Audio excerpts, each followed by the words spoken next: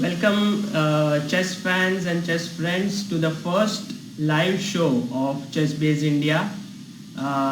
We are here with GM Vishnu Prasanna, who has agreed to do the first show for ChessBase India. Vishnu, tell us, how do you feel being in Mumbai and over here? Yeah, this is not my first time in Mumbai. I'm happy to be in ChessBase India's office for the first time and ready to do the live show. Okay. Thanks for having me, Sagar. Yeah. It's really great to have a player of Vishnu's caliber over here. I could go on speaking about his achievements because he is an extremely strong player. But there is one memory that I have with him which is enough to show his seriousness towards the game. And this was in 2013 National A, when Vishnu was one of the participants, and I was there as a reporter and I was reporting on the event, and we were all staying together and having food at one place, and all the players used to take the food, and there used to be sweets and pickle and lot of nice things, but Vishnu always used to take the simple food, roti and vegetable and dal rice. And I asked him, Vishnu, today the sweets are amazing. Why don't you try them? And he looked at me surprised and he said, Sagar, do you know that I'm a sports player and I cannot eat these things, the fried stuff. So that actually explains to you the seriousness with which Vishnu approaches the game of chess. And Vishnu, tell us about how this love with chess developed in you. As every other Indian, I was first more attracted to cricket, but when I was in my 9th grade approximately, my parents introduced me to a chess club, and it was just a fun social event at the start, and my first trainer was pretty passionate about chess and he passed on the passion to me. He is from Solar Chess Club, Mr. Ramani. He is late, he is no more, but the club is very popular in Chennai, and his approach and the complexity of the game was very attractive to me from the beginning. Yeah, and I was pretty obsessed with it actually pretty soon. And then I went to Shakti Chess Academy, also in Mylapore, Chennai. After that, I went to work with IM Sagar Shah. When I worked with him, I became National Junior runner-up and Asian Junior 5th, and then I started to work with Vishweshwaran. So yeah, I worked with him all the time. Even he made me into a GM, I would say. Okay. Also, I worked with staying in Chennai has its advantages, and I worked with other IMs, and they were all living very close to me, like Venkatesh, Saravanan, Konguvel, all these people, Seduraman. Seduraman was an IM back then when I was working with him. And Shyam Sundar, all of these guys. So basically, Vishnu was, we could say in terms of current chess scenario, late bloomer, because when you were around 17 years old, you were around 2350 or so. Yeah, when I was 17, I was just getting into college. I was 2034. I exactly remember this because it got me an admission into Loyola College. And that's all the rating that I needed at that time. So at the end of college second year, I had jumped up to 2-3, and slowly after that. And I didn't play too many age category nationals. I played 2 nationals at the junior level and one at the under 17. Okay. So before that, I didn't play any nationals or state or whatever. So basically, it all started when people are becoming GMs now, like 15 years. So basically, you were not, playing so much chess, but you started to improve very quickly, and you became a GM without much, noise. Like everyone goes to 2-4, 9-0, comes back, but you just reached the GM title with ease. I don't know if I could say that, but because I had a bit of ups and downs, that's how I see my career graph. But when it was close, I kind of held on to it. I didn't have any trouble completing it because I was already sure that I was strong enough and that I could do it simply. Especially in the last tournament, I needed 4 points and I went through smoothly without any accidents. When I need to cross 2500, I didn't even stumble there. Okay. But there were some ups and downs. Yeah, it was not, I wouldn't say it was a very clean graph, but yeah, I have had my bad tournaments as well. But yeah, at the right moment it was okay. When I became a GM, at that moment it was completely fine. So currently you are a GM with 2512 rating. Yeah. And right now you are 27 years old. Yes. Yes. So what are your ambitions in chess? Before we move on to the hardcore chess part, I would like to just ask this. Yeah, I don't really have, just to keep improving, I'm not setting any goals as in numbers or 2600 or 2700 as such because that hasn't worked for me, and just to keep improving. I don't want to keep a goal based on numbers because I don't think it makes much difference if you're 2500 or 2600. Maybe if you're 2700 it makes more sense, but yeah, I just eventually get to 2700 would be the goal. Then I would say I would understand chess a little bit. Yeah. So there are people who think that GMs understand almost everything, but according to you, you still need to improve a lot. Definitely. I mean, chess is too complex to be understood at 2500 level. Even Carlsen is saying he's learning everything. He's still learning, so we are mere models, so what can I say? So the one thing which I would like to say about Vishnu before we go to his games is that extremely humble person. Whenever I have tried speaking with him, I have always learned something, and it's very easy to approach him. So next time when you see him in any tournament, just go towards him and talk. When he was around 2200, he was very easy to talk. Now that he's a GM, still very easy to approach and talk. So yeah. I like to believe I'm still the same person, but yeah. Yes, and then it's not easy, and this is one of his biggest qualities, his humility. So Vishnu, enough spoken about different things about your life and career. We would dive into your best games, okay? And what would you like to start off with? Which game? Yeah, my best game so far, and let's start off with my game against Negi, Parimarjan Negi from the 2013 National Championship. We both were having a pretty bad tournament to tell the truth, so we were both not in ideal shape, and what do you say, so two tailenders playing each other in the 9th round. But yeah, now it was a Grunfeld. Yeah, let's go through the moves. F6, C4, G6, Knight C3, D5. Of course, Negi is an opening expert, no doubt about that. And yeah, but at the time I had a pretty good score against the Grunfeld. Yes.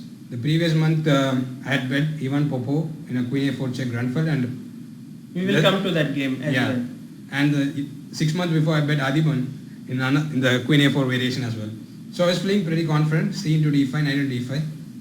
Only in the opening phase. Okay. Yeah. One more thing which we could speak about Vishnu is that he is an opening expert because he writes regularly for New in Chess Yearbook, and he has many surveys published. Also, I guess you write for ChessBase magazine as well. Yeah, I've just started to write for ChessBase magazine. And so, is it your favorite part of the game, the opening, the study of opening? Yeah, just the study of not just the study of it, but just how the game flows. There is a certain logic behind right from the start of the game towards the end. I like to just see that, how the game develops. So the opening part is kind of a problem-solving phase for me, and yeah, that's my favorite thing about openings. So I wouldn't say it's a favorite, yeah, but I do a lot of work on it. So it must be my favorite part. I don't like to think of it like that, but I do a lot of work on it. There are many people out there who really don't understand how to work on openings these days. It's more like they work with engines and stuff. So is there any specific way in which you work on the openings? Yeah, just working on chess is, engines is just one way. I mean, you have to rely on engines for opening work these days. There's no, but just I see a trend of over information, These days, people are just, there are a lot of surveys, videos on openings, everything. So people are just following that and not making their own analysis and conclusions or ideas. So that's what is missing, I would say. I mean, I try to come up with my own direction in the openings, and just if you're a good analyst, you can find good opening ideas. So you have to just try to aim to be a good analyst. So basically you work with your own mind and you come to some conclusions which you then try to check with the computer. Yeah, I try to take the computer in my own way, in my direction, rather than following the computer. But okay, sometimes the computer is stronger, so you have to listen to it. Yes, definitely. You cannot just exclude it, but use it as a helper. Yeah. Okay, so this was the Grunfeld game against Negi. Yeah, bishop d2. So this line was getting a bit popular at the time. And yeah, so I had some ideas here. nb6, bishop d. So nb6 is not what Negi plays, I would say. Bishop g7, e4, knight into c3. He was just saying I should have played this after the game. I don't know, after the game or after a few months, but I remember he told me, because he was probably well prepared in this, and okay, it's probably the main line and equalizing for black. Bishop d2, knight b6, bishop g5, bishop. Yeah, again, people were playing. Wanted to surprise you. Yeah, I guess. So everybody was playing 6 move e3 at the time here. So I decided to e3, bishop g7, f4. Yeah, this was introduced by Swidler. Right? Yeah, at the World Cup, and I wanted to see how things were in the 6 move bishop g5, and I thought it was interesting. So I decided to try it against Parimarjan. Bishop g7, e3, c5, d into c5, bishop into c3. So this is all mainstream theory. Nothing surprising has happened here. So you had everything prepared until now. Okay. Rook into d1, knight d7, rook d5. So black has given up the bishop, but damaged white's pawn structure. So if he can consolidate, he'll definitely be okay. So I have to keep the pawn. Rook d5, f6, I think. Yeah. Bishop h6. But a move like e6 won't work, yeah? E6, it just weakens the dark squares too much. I would just come back and maybe to d1, just d1. You can no longer take the pawn because it's a mate. Yeah. Even if knight a6 or something, I can just give it back with c6, and it's just 2 bishop advantage. Okay. So Parimarjan played f6, and at this point you are a pawn up, but your pawn structure is ruined. But I think the main advantage you have is the bishop pair. The bishop pair and the time. I would say the time is also an important issue here. Basically that he has to waste a few moves to get back that pawn, and I can see how I can use that. Right. Bishop h6. Yeah, this was all prepared still. e6. Rook d1, I think. So you can see how Vishnu is very strong in the opening. Yeah, he is prepared until this point, and he can't take the pawn still because of bishop g7. Yeah. Rook d1, king f7. So the idea is again knight into c5 and just consolidating. So e4.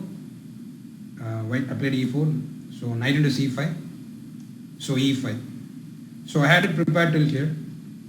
So the position is still a bit tense for sure, but not bad for black, I would say. Okay. But the right move was f into e5 here. But it's a hard decision to make on the board.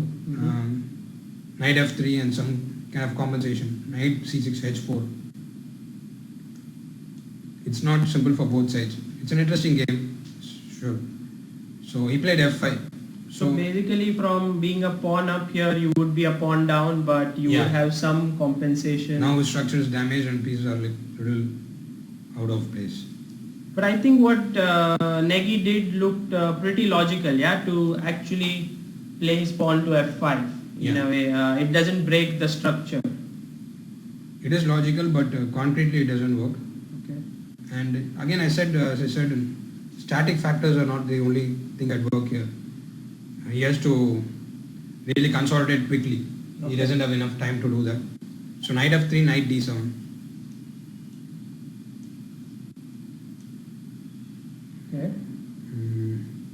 And I think I played bishop b5 here. Actually, this was an interesting decision. I had considered h4 for quite some time here in this position, and the variations were not working with the king on f7. Okay. h4, knight e4, h5, just knight c3, h g6, king g6. And I couldn't make the position work for white. Rook d6, knight c5 or something. Yeah, it wasn't, I couldn't get enough time or tempo here. So I was thinking what I should do.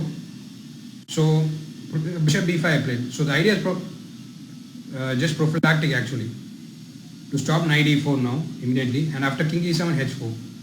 So the king being on e7 rather than f7 makes a huge difference to the same line. Actually saw till the end here. Knight e4. I think it's already, you should have gone for something else. I'm not sure what, knight b6 or... Yeah, maybe to develop with bishop d7 and something. Knight b6 I think I wanted bishop e3, but it's, I don't know if it's equal. Yeah, knight e4 h5 again. Yeah, it's overall his dark squares look very weak. Yeah, I'm starting to get an initiative here. So in the game he played over here, instead of knight b6, knight e4. He went for the pawn, yeah, h5. So with the bishop on b5, I had to calculate these variations till the end. I didn't have a choice. So because knight into c3 now loses the exchange at least. Okay. Knight into c3 was a game. So basically, let's just try to see what Vishnu calculated from this point without making the moves, yeah? Yeah. You took the, Parimarjan took the pawn, and what did you do next? Like now it's attacking the bishop on b5 and also the rook on d1. Yeah, so things are getting pretty forced here. I played bishop g5 check. So after knight c3 you gave a check. This is an ideal way for you to train your calculation without moving the pieces, and just try to imagine the moves. It will help you, yeah. Parimarjan took on h5 I guess first. Yeah, this also does, yeah. h5, gh5, rook h5, knight e4. So it was, sorry. To h4 he played knight e4, and then h5 he took, yeah.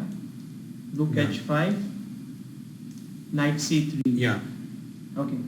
So knight into c3, you gave a check. Yeah. And it would make sense to keep this knight protected, yeah? Yeah. So king e8. King e8.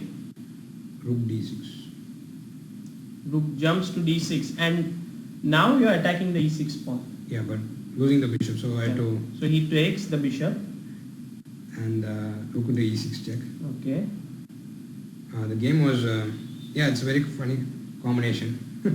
King f8. So basically you would like the viewers to think on that position, yeah? So let's get it to that point. Check.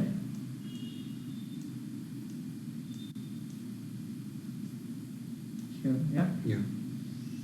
And he moved, I think, to f7. Yeah, f7 is kind of the only move to keep the game going. King f8 also loses to very quickly. So bishop h6 check, king f7 or king f7, knight g5 and rook e8 is checkmate. Yes. So basically he had to go to f7. Yeah. So again, I'm still a piece down, but there is some rook e7. You can still try to figure out how I managed to win here.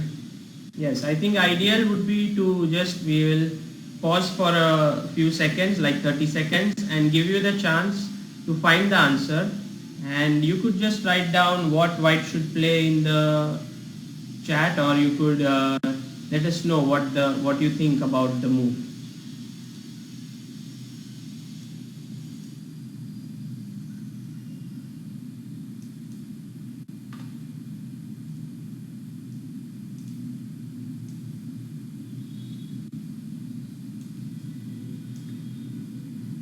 So basically this was one of the games by which Vishnu beat a 2-6-7-1 player, Negi, and it was. Is this the highest rated player you have ever beaten? Yeah, unfortunately with Parimarjan, but it is the highest rated player I've beaten. Okay, so now we would go ahead with the answer, and it's a forced win from this point. Yeah, it is a forced win from Bishop G5 check, but definitely it's it's almost like close to mate here, and black cannot survive this. Okay. So rook E7 check. So king G6 would lose to again one more mate, rook H6 mate. Yes. So he's forced to play king G8, again loses to maybe even bishop H6. Yeah. Yes. Yeah, just the absence of these pieces on the queen side and the rook on H8 is just rook G5 check. There are like too many threats coming. Right. Knight F8 is rook G7 mate. Otherwise rook G5 is mate. Yes. So he went king F8, which was also necessary. E6. So again, it's not like I have to. It's not a finishing combination, but no, it is a finishing combination. But it's not like I also have too many options because I've given up a piece. So I have to find something concrete here. And I spent a lot of time coming up with this combination, maybe 25 minutes or more. I don't remember because it was quite some time ago, but it was a lot of thinking, and I had to see this in advance because there's no I don't see any perpetual also. Maybe I could survive with rook H7, but from that portion I don't want to go into this portion, right? So I did see this a bit in advance. E6, knight C5. But are these moves like E6? I mean, it's not a check. It's not even capturing something. Yeah. Are these very easy for you to see before, like when you started the calculation 8 moves ago? It's not, I wouldn't say it's easy, but it's possible. So that's why it took me a lot of time. So, but there's no other, if I believe there's something in the position, I just see what other moves are there to continue the attack. So I don't see any other way forward, any other piece. So I have to bring out this piece on. So probably the first move I considered was knight H4 or something, but that wasn't working for some reason, rook G8. So this looks more tempting now. Okay. Yeah, it's more forcing, it's attacking the knight. Yeah. So as long as I'm giving threats, I believe it should be okay. So E6, he has to move the knight somewhere now. Let's say to C5. Yeah, that was the game. And then I went knight E5. So another piece joins into the attack. But still, I don't see a mate. Yeah, there is a knight G6 check. Yeah, there is a knight G6 threat now. So very serious one. So blacks, yeah, rook on E8, bishop on C8, all like. That's what I said in the beginning. Yeah, he needs time to consolidate, and that's probably the main issue that was in the game. So even without queens, the development was an issue in this game. So knight E5, he went bishop to E6. I actually remember not seeing this move in advance. And you get that 1 second shock, but I thought, okay, then I found the win. It was pretty simple. Knight G6 check. Okay. So now he cannot go to G8. Yeah, even knight on H8 simply would win, or bishop F6 if we want to show off a bit. Yeah, this looks pretty. The rook is trapped and you will get an entire... Maybe bishop F6, yes, bishop F7, I don't know. I would just take on H1, H8 I think. So you take and then afterwards you can just chop this. It would be a mate. Yeah. So he took basically, and I think what you missed would have been probably that the bishop goes back to G8. Yeah, exactly. Rook into H8, bishop G8. This is what I missed very well in advance, like when I played H4. But yeah, there was just one more here, but it's like winning. Okay, so white to play and win. It's a very pretty move. Like I remember being there at the venue, and I saw this move played by Vishnu, and it was very, very nice. Yeah. So, what would you play as white?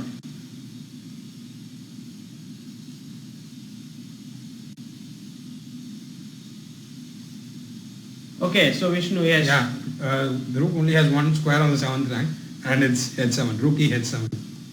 So, and bishop H6 is unstoppable, completely winning forward. Bishop H6 followed by rook G8 is a forced mate, and there is no way out. Yeah, so black resigned here. Oh, wonderful, yeah. Yeah. So it was a smooth game. Yes, very smooth, and bishop D5 was probably the hard move to find for me. it was kind of semi-positional prophylactic. So at first I had to figure out variations after h4, and to see that was not working, and then come back to bishop b5, force king e7, and then h4. I had to see that again. So that was kind of what was cool about this game. Yeah. And the thing was that even though his opponent was so strong, he couldn't do much about it. Like after bishop b5, he had to go king e7 and allow your idea. So it was all very forcing in a way. Excellent. So that was a nice game by Vishnu, and then you were able to finish the tournament pretty decently. Yeah. I wouldn't say so, but it was a long time ago. It doesn't matter. And I think I had another loss in the last round, but yeah. But there's something which you were saying about about the Grunfeld defense, the queen a4 check line over here, which you played against Ivan Popov. Yeah, Ivan Popov, and so I played it against Ivan Popov month before this game in the Chennai Open. So it was in the double round. So I just got home, like pairings had just come, and I had 10 minutes to leave I came home in the middle of the double round, and I had 10 minutes to leave for the hall. Okay. So what can you do? I mean, so I started to check his lines, and he was playing the Grunfeld and Benko, I believe, at the time. So I used to play this queen a4 check. I also played it against Adipan, as I told already. And against Adipan, queen a4, queen d7, I went queen b3. Against so Morozovich and Moisenko were showing some nice ideas here for white, but I didn't want to repeat the same idea because I was pretty sure he would be prepared. So I went queen a4, queen d7, and queen a3. So was this an idea that you found yourself? Or? No, it was in correspondence games. So I was looking at the correspondence games before I had 10 minutes, so I could. So this is what I could come up with. Actually, he repeated the whole game, and it was a pretty smooth win for me. He repeated the game? Yeah. From the correspondence. Oh, nice. So. But was this the first time it was played over? Yeah, this was a novelty. Ah. It was. I mean, the correspondence game it was played, but in practical chess it was a novelty, I think. Wow. People started playing it afterwards, but it was just equal. I mean, I just played it as a one game idea, and this was the last game I played in queen a4 check also. But you said the trend in this line in a way, yeah, after beating Popov, many people tried it. Yeah, I wrote an article also about it. I wouldn't go as far as to set a trend and all, but some people started playing queen a3 after that. Okay. So there was even a game a week later, Vidit had played queen a3 against Grunfeld. Yeah, so Grunfeld came up as creative as he always is, queen d6. Yeah. I remember he was shocked seeing this move, Grunfeld, and he thought for some 20 minutes or something. Yeah, Grunfeld is always coming up with his own solutions. He does think a lot, but he's very creative and can think really out of the box. Okay, queen d6 is quite interesting, and actually they could have made a draw like this, something like this, yeah? Yeah, grandmasters. But okay, both of them are not interested in that. Yeah. So Popov played over here to queen a3. What was his choice? I think he played just castle. Okay. Yeah, knight f3. B6. So this is the typical plan for queen b3 also. Yeah, you put your bishop on b7 and then try to get the c5 break. But Vishnu, about the Grunfeld, what do you think about it as an opening? Like nowadays it seems like white is unable to get an advantage, but you have scored so many nice victories against it. Yeah, it is a tough opening to play with white. So I'm started playing with black now. Honestly. But okay, it's just one game ideas that you have to keep jumping about. There is no set advantage, especially after the third move, knight c3. I don't think there is any. You just have to keep jumping around. Nobody's even trying to show anything there with white. Yeah, I mean at this level, I mean at the Grandmaster level, it's a very common phenomenon that players keep changing their moves on every game, like the ideas around 7th or 8th move. And this is very uncommon at the initial level, right? I mean, Yes. you have your set openings, you go out there and keep playing it. So Yeah, okay. when Yeah. does this start? Like when you can actually start employing these one move ideas, at what level would you say? When you're ready to analyze on your own, otherwise you won't just be able to come up with these ideas, and you'll just be following theory. So first you have to become a decent player and able to analyze any portion, not just an opening portion, a middle game or end game portion accurately. So that is just what an analyst. So if you develop that quality, you'll be able to find ideas in any portion, basically. So that is the primary quality necessary, I would say. So you should be good at analyzing, and Yeah, this exactly. is developed by maybe analyzing your own games. Analyzing your own games or just analyzing games of other players. Analyzing your own games has the benefit of, just understanding yourself. So that is the logical thing to do. But any kind of analysis, non-engine analysis, I would say. Your games you should analyze without engine, obviously, because it doesn't make sense to just follow the engines for everything. So your games that you should use without analyze without the use of engines. And people underestimate, when you're not that strong, you can underestimate the amount of resources in a portion and ideas. So if you just keep looking, there are like tons of ideas in any portion. So what do you recommend? Like, should a player analyze his game immediately after it's over during a tournament, or he should finish the tournament, go back home and then analyze them? If you're going to analyze it in depth, you can't do it during the tournament. You have to do it after the tournament. 2 to 3 hours of game analysis is what I'm talking about. Per At least, game. yeah, that's what I did. Yeah. So during the tournament, you can't do that. That would just tire you probably. People recommend to just write down your thoughts or whatever you calculated during the game, during the tournament. But you can or cannot do it. I don't see much point. My personal experience is that when you win the game, it's easier to do that, but when you lose and come back, it's very difficult to put your thoughts in. Yeah. When you lose, you get a lot of censored thoughts. You can't put it in. But I don't do that also. I don't look at my games. That doesn't help me. So I just leave it everything for after the tournament. And then you analyze them on your own and then check it with your coach or engine. Yeah, coach or engine. Engines can show you some things, but the human perspective is also important. But engines are like 90% enough. The coach can give you something else, added benefit for sure. But the engine is the second best option, I would say. Okay.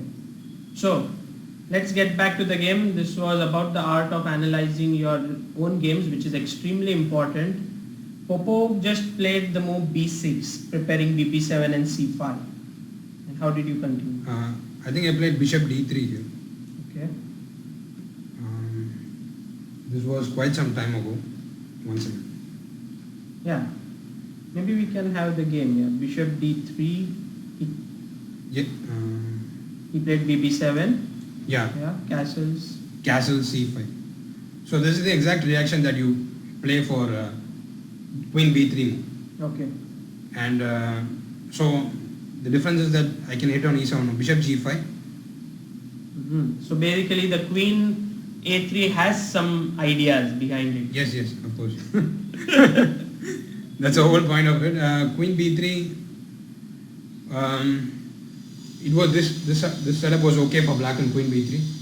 It's probably okay for white, still okay. But there's a subtlety here. First you have to go c5 without bishop b7 or something. I don't remember it now.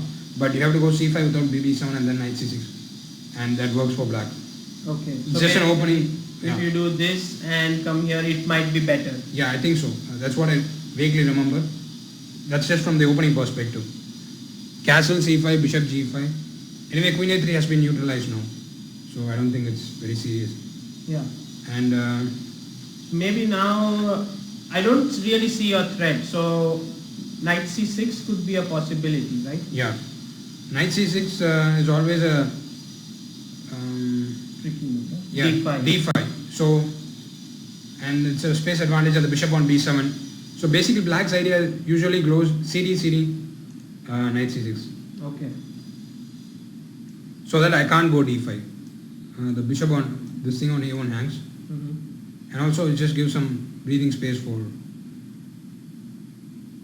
But here maybe d5 is still possible. Yeah, that's what I'm thinking. One second. I don't remember the game so well. Okay, he went bishop g5, e6. Yeah, he didn't take first, but he played e6. Yeah. Okay. So I went rook a d1. Okay. So again, it's... It looks a harmonious setup for white in a way. But it's hard for black to finish his development. So how is he going to bring out his knight? Maybe he first takes his queen away from the d5. Yeah, okay, that is just... and then knight d7 probably, right? Yes, that could be an idea. Yeah. Yeah, it's probably just plus equal. I'm not doing anything tremendous here. But that's more than... You're more than happy with getting that against the grandfather. Yes. So he took on d4 and played knight c6. Okay. And now bishop d5. So this was known to you. Yeah, I was still in book. And were you making your moves fast at this point, or I don't think so. I think I was thinking a little bit. Because I was analyzing it. I don't remember if this is the exact correspondence game also. I just remember the ideas. I analyzed that correspondence game a bit. And the queen on b3 is there. Usually here in this, the queen is on b3 in this position usually. And maybe then he could go something like a6 and b5 when the bishop would be trapped on b3. Yeah, a6, yeah, exactly. So, but a6 now I will go knight e5. No, I'm not sure. a6... yeah, it's a possibility, yeah. To play knight e5, because if you take with the bishop, I can take and... Yeah, the two bishops, right? But then dark squares. Yeah. Something like this. Yeah, I don't think I want this. Okay, this is exchange up, yeah. No, this is winning. Yeah, this. I don't think he can do that. Yeah, I think he was afraid of... Knight e5 yeah. to a6. Yeah, a6, knight e5 was a problem. Because on f8 also it's hanging. Knight e5, a b5, knight, queen f8 or something I would take. Queen f... No, knight d7, yeah. Yeah, I would take queen f8. So, no, this was not the game. He didn't play a6. Maybe here you would take this. Okay. Yeah. And so in the game he played instead of a6, f6. Yeah, which is... okay, I knew I got something when he played this move. And I actually was thinking for a while here how to exploit this. This is a very interesting combination actually. Okay, so we should take a... Yeah. Give them a chance to solve this. Use your imagination a bit. Okay. Yeah. Well, let me see. I don't know the answer to this, so I would also join them in thinking in a way. The bishop on g5 is hanging, so the normal way would be to just come back to e3. But bishop d5 was threatening d5, which was a serious threat. f6 doesn't actually stop that threat. So actually you just have to figure out what happens after d5. Yeah, okay. So this is a very specific test you have that calculate the consequences of the move d5. Yeah, and as you find it, maybe we will come back. I mean, Vishnu will explain the intricacies to you about this position. In the meantime, we can just ask Vishnu what are his plans in the coming months. Like, are you going to play any tournaments? Yeah, I'm going to Isle of Man, October 1 to 9. So it's a pretty strong tournament, I would say. Three top American players are playing there. Yeah, Nakamura, Caruana and Soćko are the top seeds. So it will be a bit of a challenge. And but I enjoy playing in these tournaments with tougher opposition. And after that I'll be playing for a club in Bundesliga, second division of Oberliga, I guess, chess. So German club chess. Okay. German chess league in the second division. And after that I'm playing in Cap d'Agde, France. So I have a full month of trip in October in Europe, in and around Europe, yeah. So right now you must be really preparing hard for these events. Yeah, I've been preparing. I don't want to confess something like that, but I'm doing my best. Okay. So we wish you the good, all the best for these tournaments. But now it's time for D5. I'm sure you made the move. Yeah, you made it work. No, I did not. I missed D5 here. Okay. Because I also could not find the key move here.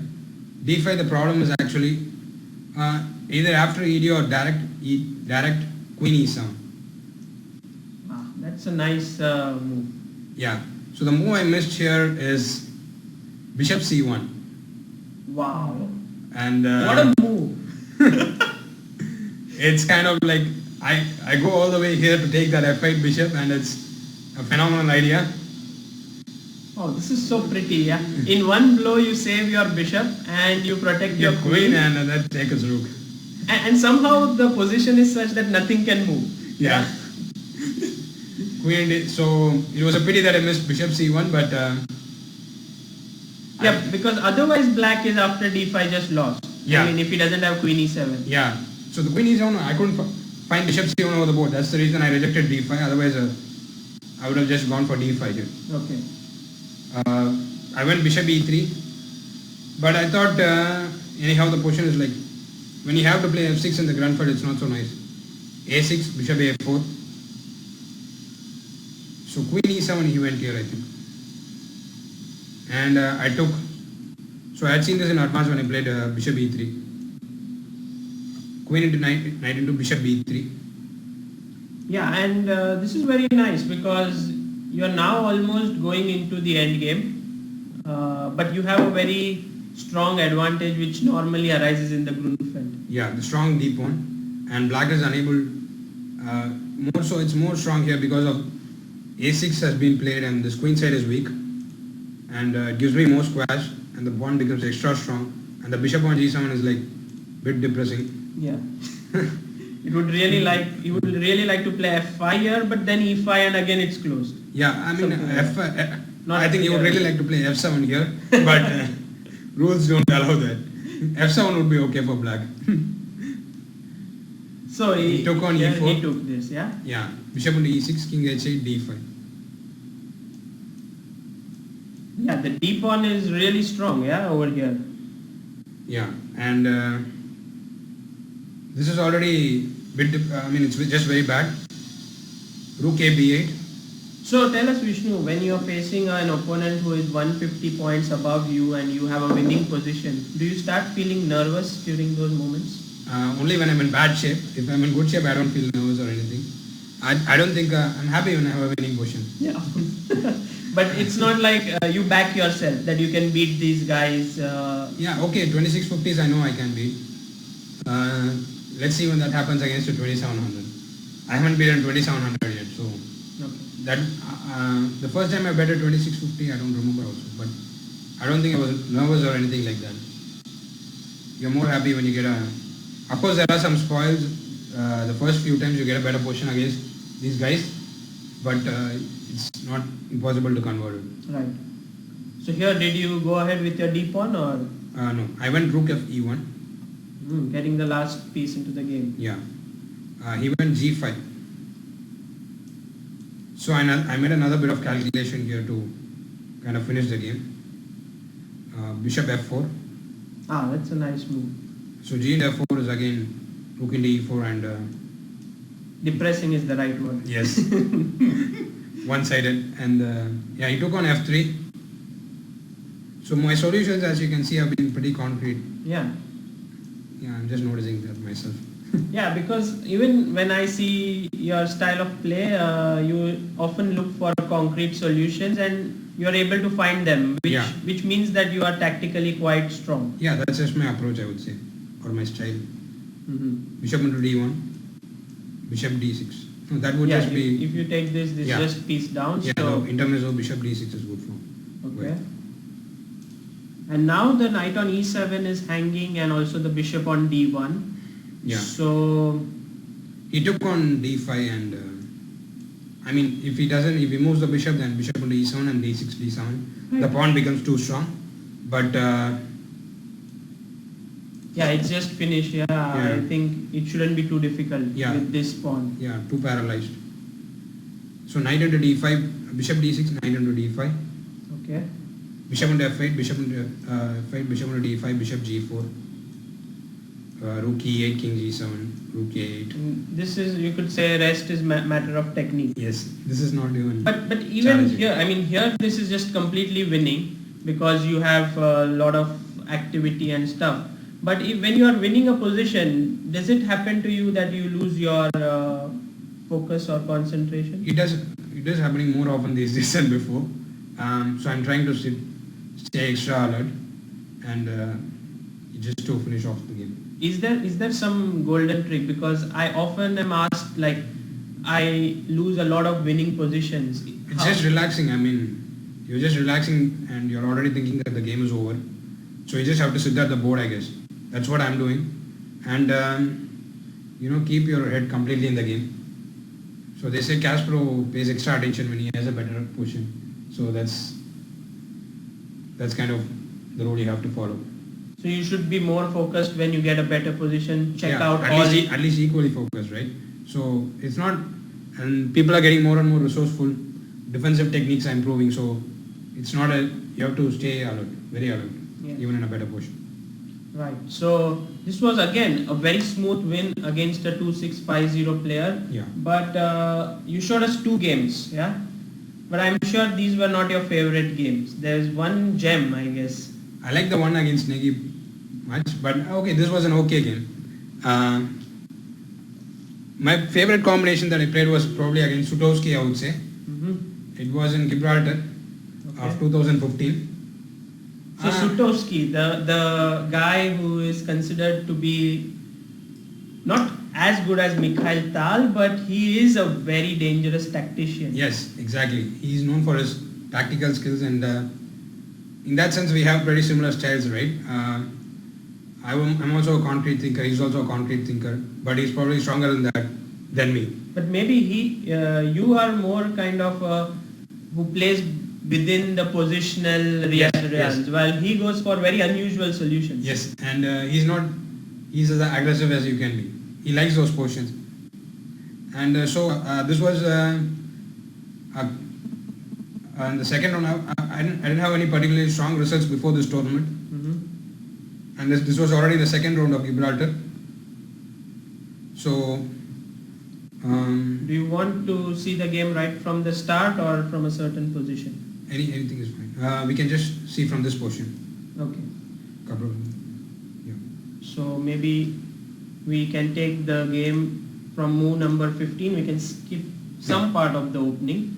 Yeah, I'll just talk a bit about the opening. Okay. I just prepared this from the black side. So Sutovsky being a tactician, I chose a quiet system with white. Okay. And this I actually prepared black, and I was not really expecting him to play this. Mm-hmm. And so the line I played in the game had troubled me a bit. So I chose to try it out against him with white and see what happens. So that's interesting. You were preparing it from black.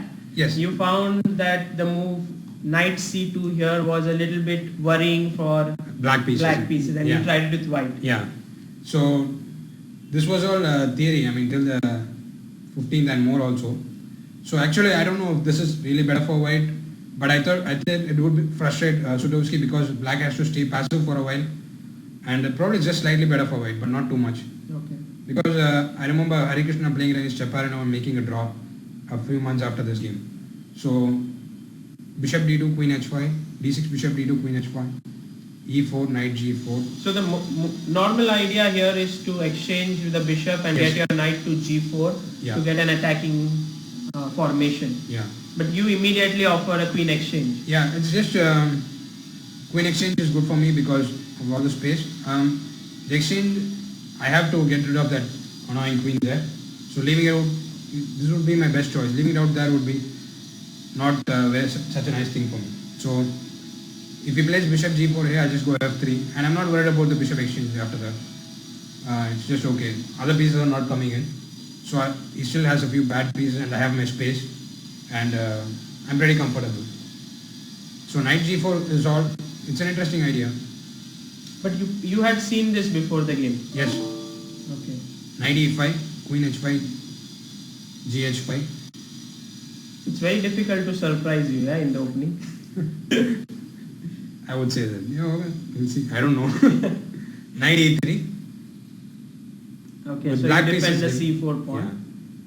So bishop into h3. But tell us there was a concrete reason why he went for these broken pawns. Yeah, exactly. The next move is the reason. He's getting a pawn now. So you can't take this because of knight f3. Knight f3 and knight d2. And the knight is not getting trapped, yeah? Is it? Because if rook d1, then bishop c3. Bishop c3 and knight e4. Okay. So, yeah, the knight is not getting trapped. So bishop h3, f4. This was also prepared. Okay. So bishop g2, king g2. So now you are a pawn down. Yeah. So my compensation exists the fact that he has a double pawn. And now even knight d7, I think. And now knight f5. So it's not so easy for black here. He cannot go e6. And he cannot go e6 because d6 is hanging. And generally it's just a passive position. So I mean, overall it's an ideal position to have against Sutovsky because exactly. He likes to attack. He likes to. That's what I was aiming for actually. So in this position, you went rook. He went rook a d8. Yeah. And you went rook a d1. Yeah. So again, I'm not trying to do anything, just keeping the balance. So knight f6. Yeah. So he has to put the knight on f6. Otherwise, I play rook h1 and take this h5 pawn. So with equal material, the position is even worse. Right. So he defends his h5 pawn and. So it's an annoying position for me, especially for a player like him. So king f3, bishop h8. But in a way, you allowed him to go e6, right? Yeah, but now I just take on g7 and play bishop e3. And then it's also not easy to defend d6. Rook d2, rook d1. Yes. Overall, the extra pawn makes no sense here. Yeah. Bishop h8 he played. He wanted to preserve the bishop. So now he's threatening e6. Yeah. So I could take a draw with knight h6 check. But of course my position entails more. I don't know about that, but I have no risks here. Yeah, this would be a funny draw. Knight f5, yeah. Okay. But I think you already were in an ambitious mood by now. He was. I don't think he was very comfortable here. So I went knight d5. Okay. He went e6. I think he missed my next move. Knight d7 check. Almost a checkmate. Now it's a mate, but he has to take. And now bishop b4. Bishop b4. Yeah. This is the move he missed. So the knight looks a bit scary on e7, ready to lose. It's almost as if I'm going to lose it. But the position, I still have chances in the position. So, I mean, the first thing that comes to mind is a move like rook e8. This was the game also. Okay. Rook into d6. Yeah, if you take with the bishop, then rook d6, and this should be okay for black. Yeah. This is okay. I'm losing some of my advantage there. So you took with the rook because now he can't take on e7. I think he first went a5, an intermezzo. Bishop a3, rook d6, knight g4. Rook d6, bishop d6, knight g4. So this was an interesting king e2 and king h6.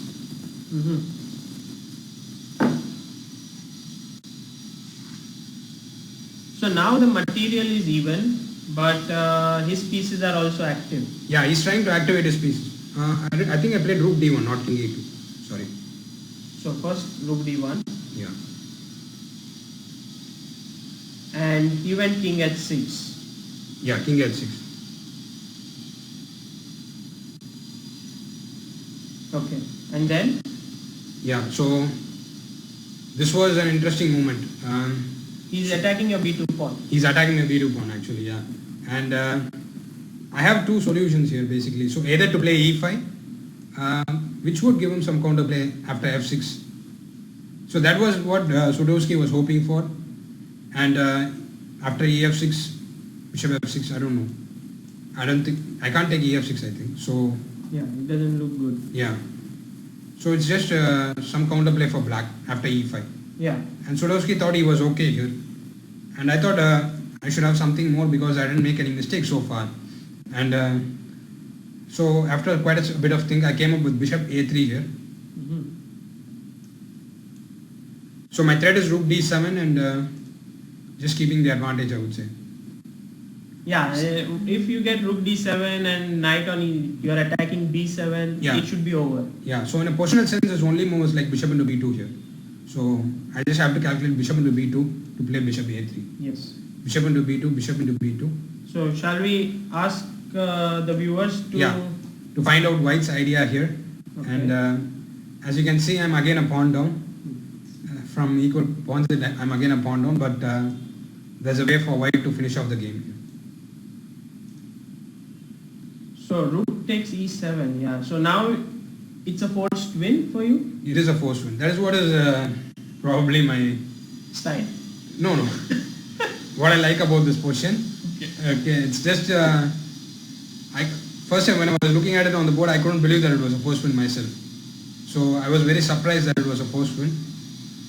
But as I calculated, I couldn't find a difference, so I just went for it. And it still surprises me that white can win here. It's kind of a subtle idea. Okay, let them think. I just want to add that I have studied games of Smith's law, and in some ways his style is similar. You know, there is some positional play, and when a position reaches its culminating point, he's able to calculate very accurately and win the game. So are his games something that you have studied in the past, or? I've studied everybody's games, I mean all the world champions, but I wouldn't say I was influenced too much by Smyslow's games. It's just, of course he's a very strong player and some aspects of his game are still my favorites, but I wouldn't say that Smyslow had a big impact on me or something like that. So then who was it? Kasparov definitely, I mean Kasparov always. It was definitely Kasparov and Anand, of course. So I've been I still look at his best games book, and from the games that are from that are really very interesting still. Kasparov's best games? Not Kasparov's, Anand. Anand's, yeah? Yeah, Kasparov, okay, I've read everything about him. So he has written everything. So yes. I've read almost everything that he has written actually. And what about Carlsen? Carlsen, of course, he's taken chess to... This is just a new style. It's not... it's just a new style. It's not one of my favorite styles, but you have to learn it, I guess, to survive. He's just shown that you can do something different. At least that's how I see it. And open up some new avenues. So his style is non-theoretical and slow. And do you think that would be enough for him? I wouldn't say non-theoretical. The sphere of... He's expanded the sphere of theory, I would say. Right. And people who don't take bishop b5 check seriously in the past, he just made them take it seriously, that's all. In the Sicilian, yeah? Yeah, bishop b5 check in the Sicilian. And so he just expanded the sphere of theory there. I wouldn't say, but he's just still playing ideas there. Yes. And a little bit non-theoretical because, okay, he's able to outplay his opponents. And so you think he's the favorite to win the world title against Karyakin? Definitely, yeah. Huge margin. Not a huge margin, 60-40 or 65-35. Karyakin shouldn't be underestimated, I guess. Probably this is something he's been thinking about all his life. Right. And since he was a prodigy and these guys have been rivals for a long, long time. And you can't really underestimate him or his seconds. Or he's from Russia, so he knows what to do for a world championship match. So it would be an interesting match, but you think Carlsen is the favorite? Yeah, Carlsen is just a bit of... I like his personality as an athlete more. He's just not concerned about... He's concerned only about winning in general and not concerned about external factors or something. Yeah, so this thing, I mean, I wanted you to show the answer, but just because you brought the point of athlete, I want to ask you, because there was a time in your life when you were not the slimmest, yeah, you were quite Yes. quite bulky, and you are not fit in a way. Yeah. But I'm now you are quite fit. You became slim, and I'm relatively fit, comparatively fit now. so how much importance did you give to physical fitness in your preparation? Lot of importance. My coach Vishweshwaran, he used to emphasize it a lot when I was fat, and I still after that I'm more regular at it now, consistent. So all my mornings start with exercise, 6 days a week. So and 7th day is also like some other outdoor activity. So it's like the most important thing. So start my mornings, not just for chess. It's just something that is essential in this lifestyle. I think to just do something, anything, not just for chess. So have some kind of energy to do something. Now it has become a habit for you. Yes, definitely. I mean, it's just that's what I wake up to. So I think all those out there who think that chess is just a non-physical sport, take your exercise seriously. Yeah, that's the one of the most important points to be a strong player. Yes. Okay, so coming back to rook takes e7, and Vishnu was surprised to find a forced win in this position. How does it go? Rook d8. So I mean, the first move is a non-forced move, and the first move doesn't pose any threats also. But black is unstoppable against the threat of rook g8 and bishop g7. Okay. So just these two moves, I couldn't believe that I have two moves to set up this threat, and black can't do anything about it. But okay, the first thing that comes to mind is maybe a blocking move like this. Yeah, f6 is of course the most probable defense. I go bishop a3. Okay. So now rook g7 loses to bishop f8. Alright. And rook f7 loses to rook g8 with the threat of bishop f8 check. Which can't be stopped. Yeah. So this was probably my best combination ever. And he played in the game. Okay, there is no defense. If he goes rook c7, then you still go rook g8. Yeah, still go rook g8. Any move rook g8, rook f7 or rook c7, rook g8, rook g7, bishop f8. So the same goes for. So e5, I have this extra idea of f5. Not f5. e5, bishop a3 again. Same idea. Bishop a3 and rook g8. Okay. So there is again no defense. Wow. So he played rook c7 in the game. So he gets out of bishop a3, but now maybe rook g8. Rook g8. So the threat is bishop g7 in a way. Yes. Because bishop g7, king g6, bishop e5. Yeah. So he went rook d7. And winning the rook.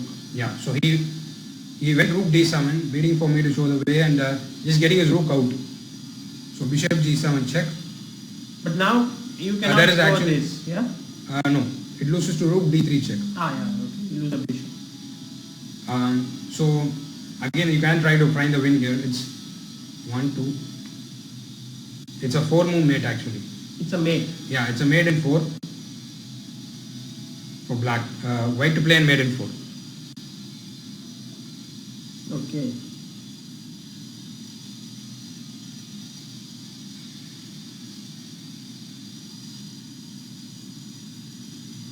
Wow. I think I got it. Yeah, it's bishop g7, king g6, f5 check. Yeah, exactly. So you need to open this diagonal up. Diagonal for the key with tempo. Yes. Okay. So check here and f5. Yeah. So he resigned here. E into f5 or here, or E into f5 bishop e5 check. And this is the idea behind the f5 move. Yeah. Wow. So this was also a pretty clean game, I would say. A good opening, a decent middle game, and I mean, Sutovsky would be. Some people would see this game, wouldn't believe that Sutovsky was on the black side. He hardly got to create a threat in the game. Yeah, though I think I chose a good right opening against him, and but he was good and nice enough to come and analyze the game with me after. So Vishnu, by seeing your games, we clearly understand the huge potential that you possess, and 2512 is a great rating, but we hope that you reach 2700 pretty soon. Yeah. 2600 first and then 2700. Yeah. And thank you so much for coming here to this. Thank you for having me on ChessBase Live. It's amazing what you're doing with ChessBase and ChessBase India. It's kind of a missing element in Indian. It was a missing element in Indian chess, and you have filled up that void. And congrats and thanks for having me. Thank you so much. And last question, yeah, I usually do this to everyone, is to give a message to all the chess lovers and chess fans or youngsters out there. What would be your message to them? Chess is at the end of the day a game, so it's supposed to be enjoyed more than anything else. So, and chess is a thinking game. So if you're doing something in chess you're not thinking, you're not really doing chess. Thank you so much.